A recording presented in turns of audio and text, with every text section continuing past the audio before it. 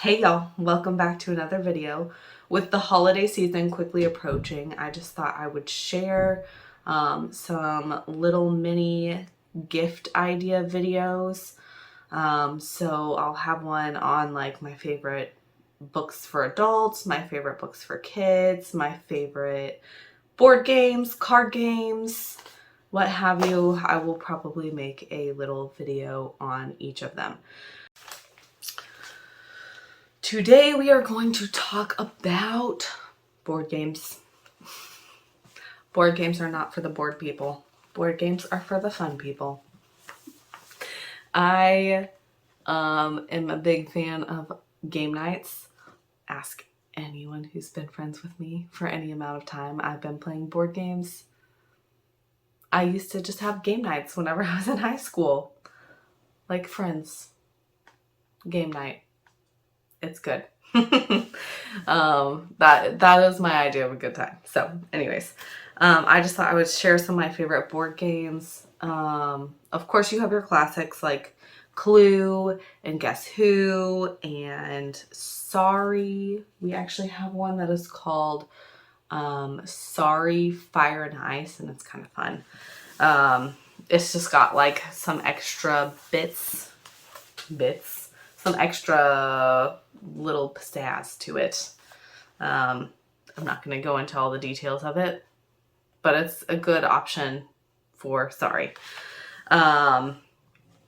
Anyways, those are like good classic board games. I cannot wait until my kids are old enough to actually sit down and play board games. I think probably in the next year or so.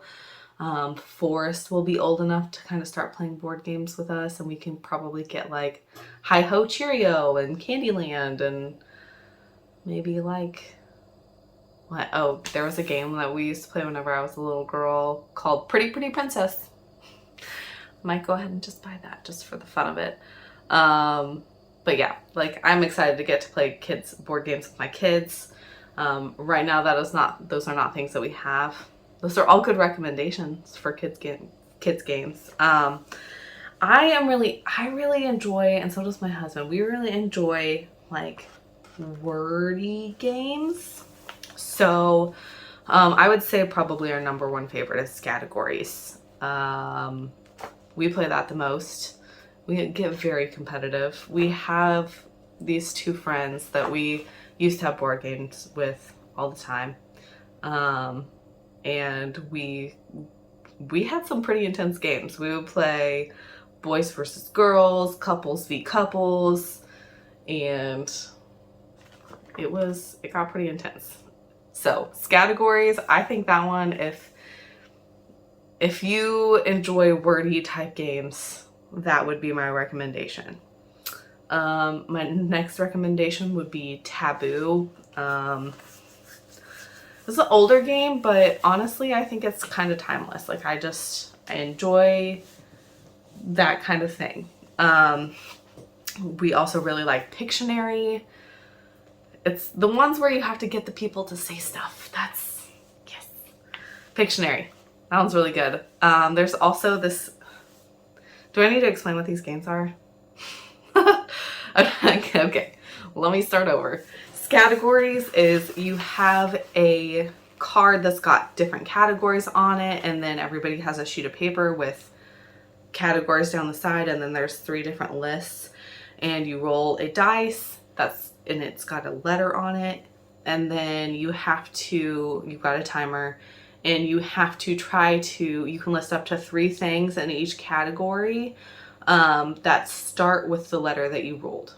So for instance, if you rolled the letter B and you were trying to name off things that you mix, you might say brownie batter, which would actually be worth 2 points because brownie batter. You could just say brownies. You could say, I can't think of anything else that would have the letter B in it. So, yeah. Bread dough. Anyways, you get the gist, kind of. So you got 10 categories. You can list 3 items under each category. And then the person or team who has the most points wins the round. And you can just pick an arbitrary number. We usually picked like 100 or 200 to get to. It depends on how many people you're playing with. Because if you're playing with like 5 people on a team, you're going to hit 100 really fast. Unless your team sucks. So basically, that is that game. Taboo usually, so it's a word that you're trying to get your team to say, and then below the word on the card that you're looking at, there are words that you cannot say. So I'm trying to think of, I don't have a card in front of me. I wish I did. Let's say you're trying to get somebody to say tree. You cannot say the words bark, leaves, trunk, park, or forest. You can't say forest. And so you're trying to describe a tree to somebody. You might say, I'm going to get this from Brother Bear, a vertical log with some green foliage on the top, and that might get them to say tree. So that is Taboo. Pictionaries, where you draw a card, you draw a picture, and try to get people to guess what it is. Next up would be Game of Things. Somebody draws a card and it says things you shouldn't, or things that, and then it's got a category. So like things you shouldn't say in front of your grandma, or things a chicken might say, or things that you would find in the bathroom, or things. So if the category is things, and everybody writes out an answer and puts it into a bowl, and then you draw out the bowl and read the answers, and however many you guess right, you say, I think Beatrice said this, and you get it right, then you get a point. So anyway, so that's how that game's played. It's really fun, especially with the right crowd. Farkle is a dice game. My husband and I have just sat there and played that by ourselves for hours and hours and hours on end. It's a pretty easy game, and it doesn't require much effort to pick up or clean up. It's just dice and a piece of paper. That's it. That's all you need. It's perfect. You roll. It's got 6 dice. You roll them, and based on the number combinations you get points. And you could just keep rolling until you get no more points anymore. Left, center, right is also a dice game. You start out with these chips. We like to play it with quarters. But you start out with chips and you roll a dice, and it'll say left, center, or right. And if it says left, you hand a chip to the left. If it says center, you put a chip in the pot. And if it says right, you hand a chip to the right. And people start running out of chips, and whoever is the last person with chips wins the pot in the middle. We'd like to play it with quarters. Sorry, I already said that one, but this one specifically, the Sorry Fire and Ice, it's sorry with a twist. If you're, what are they called? Pawns? Is that what they're called? Little pieces. If it gets like crowned with a fire thing, it can go faster. If it gets crowned with the ice thing, it can go slower. There's other additional things to it, but that is, I think those are probably our favorites. Another recommendation would be Heads Up. That's an app you can get on your phone. I will say I've had it on both Apple and the Android, and I honestly think the app on the Apple product is better. I'm not gonna comment on which phone is actually better, but like whenever I had Apple products, the app worked better on my iPhone than it did whenever I switched over to Android. So that is always a super easy game. You can have it on your phone and play with any amount of people. So We really enjoy that game. And then we also have Catchphrase. This isn't a board game, but I figured it didn't really fit into the category of card games, so I thought I would list it. It is very similar to like Taboo or Pictionary. It gives you a word and you're trying to describe that word to your teammates and trying to get them to say the word. And if they say it, then you hand it off to the next person, and you just go around in a circle, and then there's a timer on this little machine thing that you're holding, and whenever it goes off, that team loses. So I think that is all of my favorite games. We are going to talk about card games. It was a pretty short list, not gonna lie to you. You can never really go wrong with like just a basic deck of cards. You can play lots of different games. We have some family games that we play, like at Cameron's house, parents' house, grandparents' house, Cameron's grandparents' house. We play this game called Oh Hell. That's just what it's called. It's a card game. And then at my parents' house, my side of the family, we play Pitch. We also frequently play Spades. So can't really go wrong with just like a basic deck of cards. You can also play War, Slapjack, Solitaire. Cards are great to have on hand. Other card games. We're going to start with the classics. Uno. I played most variations of Uno. I haven't played Uno Attack a lot, but just plain old Uno is great. We also really enjoy Uno Flip. So on Uno Flip, you have like a normal Uno side on one side of the cards, and then if you flip them over, there's like an evil side of the cards. And they're like, instead of draw 4, you have like draw 10.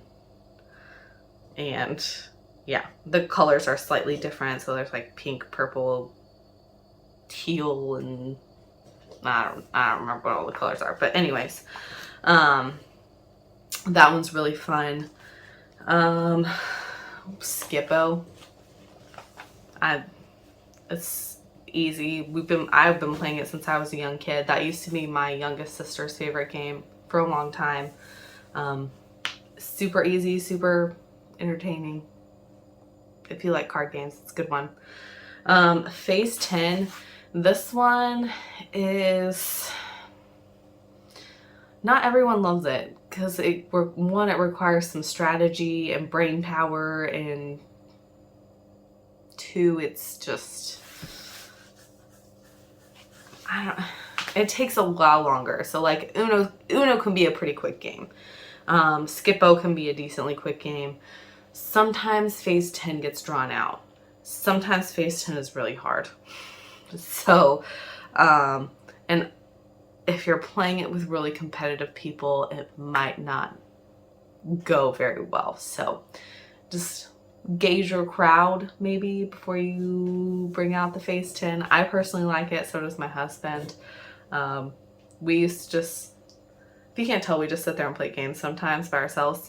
We haven't done it in a while recently, but we used to just sit there and play phase 10 by ourselves. We used to sit there and play Farkle by ourselves. Uno by ourselves. So we really like those 3. Those are probably the 3 most basic card games that I would recommend. Uno came out with this related game called Dose. If you ask my husband, the game sucks because he thinks it should just be like Uno. It's not. It's a completely different card game. I think it's kind of fun. I'm not going to try to explain it to you because you have to play it to figure it out. Like, it's not something that I can easily explain it to you, but it is fun. And if you're just tired of playing the same Uno Skippo phase 10, you might give this one a try because it's fun. And then the next one, do you actually need to buy the physical game for it? No. You can play this game with a deck of cards and just some spoons out of your drawer, but they do sell it in a set called Spoons. It comes with the little spoons, and it's nice because it's all combined. Like, it's just, you just grab the spoon set and go. But if you're playing with more than like 4 people, I think the set comes with 4 spoons. So if you're playing with more than 4 people, you're going to need extra spoons anyway. So I'll let you decide. Those are all the card games other than like the kids games, Goldfish, Go Fish, Old Maid, Crazy Eights, those ones. I generally don't play with those. I do have small children, so we'll definitely play Go Fish, but we'll probably play some of the other ones too in the not too distant future.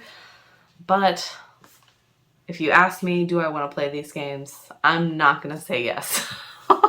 So that is all I have for you guys. If you are curious about any other card games, wait, because I feel like this should count as a card game. Cards Against Humanity. It's a card game, apples to apples. Definitely not board games. Definitely card games. They're cards. I have all of the Cards Against Humanity cards. It does get a little bit tired after a while, especially if you played a lot all the time. But those are great. Like, I'm gonna punch this cat. Those are great party card games. Apples to Apples is like the family-friendly version of Cards Against Humanity, or you could say that Cards Against Humanity is the like raunchy version of Apples to Apples. They're both basically the same thing, but they're card games. They're pretty fun. We own both of them. I'd recommend it. All right, that is all I have for you guys today. Give this video a thumbs up if you enjoyed it. Leave me a comment down below and let me know what your favorite card game is. I hope you guys have an awesome rest of your day, and I'll catch you next time. Bye, y'all.